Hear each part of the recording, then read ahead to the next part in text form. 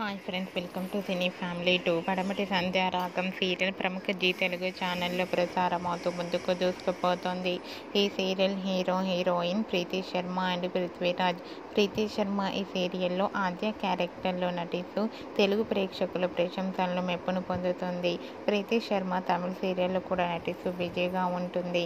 అయితే రీసెంట్గా పడమటి సంధ్యారాగం సీరియల్ హీరోయిన్ ప్రీతి శర్మ తన రియల్ లైఫ్ లేటెస్ట్ ఫొటోస్ను తన ఇన్స్టాగ్రామ్లో షేర్ చేసింది.